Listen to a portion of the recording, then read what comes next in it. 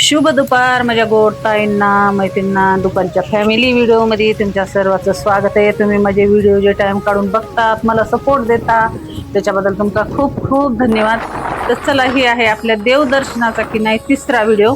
कारण की नाही चौकड फिरलो, थोडा थोडा टाइम की नाही रस्त्यानं पण गेला, त्याच्यामुळे व्हिडिओ भरपूर लांब होऊ लागले आणि छोटे मोठे जे मुवमेंट होते की नाही ते तुमच्यासोबत शेअर करायचे होते, म्हणून व्हिडिओ भरपूर लांब होत होते। त्याच्यामुळे की नाही 3 पार्टमध्ये जे हे व्हिडिओ देवदर्शनाचे धोंडे जे देवाला आम्ही दिले त्याचे तुमच्यासोबत शेअर करीत आहे। तर चला, इथं पोहोचलो शिवपुरीला, जसं की सत्यनारायण स्वामीचं दर्शन केलं, ते व्हिडिओ तुमच्यासोबत शेअर केला मी। आणि इथं आलो तर आता गोदावरीला, जसे की नाही आधी तर हातपाय धुतले, आंघोळ्या वगैरे आम्ही केल्या नाही, पण हातपाय धुतले, सगळ्या अंगावर पाणी पण घेतलं जसं की नाही आंघोळ झाल्यावानी, आणि पुन्हा देवाला की नाही आपल्या गोदावरीला धोंडे पण दिले। आणि थोडासा की नाही 1 ते 1.5 घंटानं इथं पण गेला आमचा। जसं की नाही ऊन भरपूर होतं, पण पाणी असलं ना की ऊन जास्त लागत नाही, त्याच्यामुळे एन्जॉय बी भरपूर केली। आणि चला, आता हे झालं की नाही की आधी तर आपल्याला करायचं इथं जेवण। कारण की नाही आपण सकाळी नाश्ते करून घरातून निघलो होतो, तर त्याच्यामुळे आता वाजले तर 4 ते 4:30चा टाइम झाला आणि जेवायला पण खूप उशीर झालाय। त्याच्यामुळे की नाही आता गोदावरी येऊन डायरेक्ट आता आपल्याला जायचंय हॉटेलमध्ये। तर चला, इथं देवदर्शन खूप छान झालं। आता चाललोत आपण हॉटेलमध्ये जेवायला, आणि पुढे पण एक देवदर्शन आहे, ते कोणतं आहे काय नाही ते नक्की बघत राहा। आणि खूप छान असं बघायची शीन पण आहे, खूप जागृत असं देवस्थान आहे, आणि त्याला कुठं जायचं काय नाही ते आधी तर जेवण करतो आणि पुन्हा जे आहे ना तुम्हाला दाखवते कुठं जायचं काय नाही। ते पूर्ण व्हिडिओ जे स्किप न करता नक्की बघत राहा।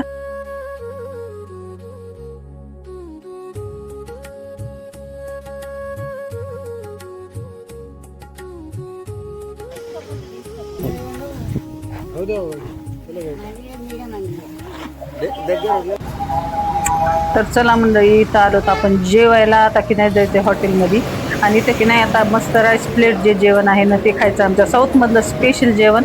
आणि की नाही ऊन इतकं पडलं ना, त्याच्यामुळे तेलकट वगैरे नाही, साधं सिंपल जेवण करायचं।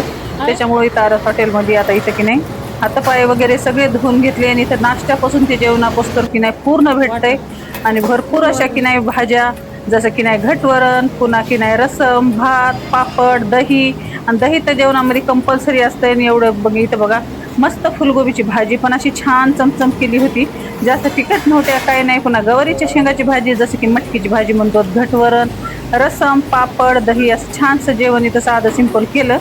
आणि आता आपण जेवण करून थोडंसं आईस्क्रीम वगैरे खाऊन की नाही आपल्याला जायचं पुढच्या देवदर्शनाला। आणि तिथलं जे आता देवदर्शनाला जायचं ना, तिची छोटीशी कहाणी पण आहे ना, ते तुमच्यासोबत शेअर करते। तर चला, आता आपण निघलो तर संध्याकाळचे की नाही आता जेवण खावण करूच तर जे आहे ना 6-6:30 आम्हाला झाले होते। आणि मला तर वाटलं होतं आता अंदाज झाला, कारण आपला की नाही आता आपण इथं गोदावरीला आलोत ना, तर इथून पण की नाही तर की नाही आपलं इथून 15 किलोमीटर आहे जिथं आपण देवदर्शनाला आलो, तिथून पुढे 15 किलोमीटर आहे। थोडा थोडा पाऊस पण सुरू झाला होता, आणि टाइम पण 6-6:30 वाजले होते, आणि जायला पण उशीर होऊ लागला। त्याच्यामुळे की नाही पण देवाला पाड देऊन हे जाणं की नाही बरोबर नसते, म्हणून की नाही आम्हाला दर्शन जे आहे ना, आम्ही घरूनच म्हणलं होतं किती उशीर हो, दिवस गेला तर गेला, पण दर्शन केल्याशिवाय यायचं नाही। तर चला, इथं जे ना आता मी छोटीशी जी गोष्ट आहे ना तुम्हाला सांगते, कारण हे देवस्थान इतकं जागरूक देवस्थान आहे ना, आणि खूप छान एकदम की नाही डोंगरावर बसलेलं आहे। आणि इथं आपण करतोय प्रवेश, आणि आता हे जेवढा पण एरिया आहे की नाही, जेव्हा की नाही आपल्या लक्ष्मणाला जे रामाचं युद्ध सुरू होतं ना, आणि लक्ष्मणाला बाण लागला होता, आणि त्या बाणाचं की नाही विष इतकं हे झालं होतं की नाही, तर मारुती राया गेले होते संजीवनी बुटी आणायला, आणि ते संजीवनी बुटी आणताना जर नाही त्यांच्या जे पर्वत होता ना, ते इतका विशाल आणि मोठा पर्वत असला। आता तुम्ही विचार करा, आता हे जे आपण चाललोत नाही पूर्ण माळ आहे, आणि या माळावर जे न मंदिराची स्थापना केलेली, तर त्या पर्वताचा एक छोटासा तुकडा इथं पडलेला आहे। आणि तिथं जे आहे की नाही ते मारुतीच्या संजीवनी बुटी नेताना जे पर्वताचा तुकडा पडलेला आहे, तिथंच हे जे न जागृत देवस्थान आहे।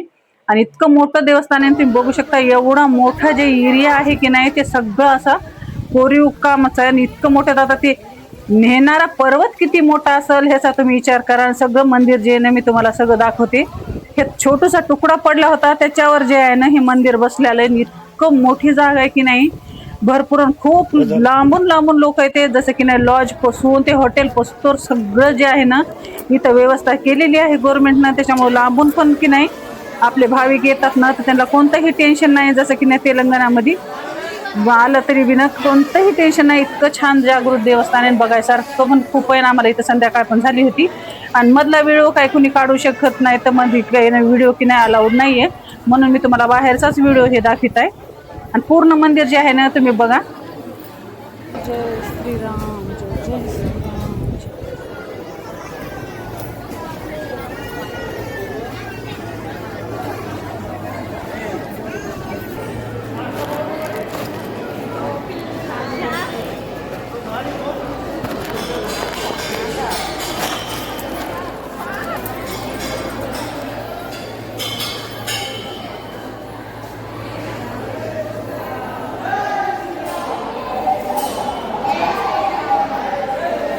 तुम्ही बघू शकता मंदिर किती इतकं सुंदर आहे की नाही, बघायसारखी सगळी शीन.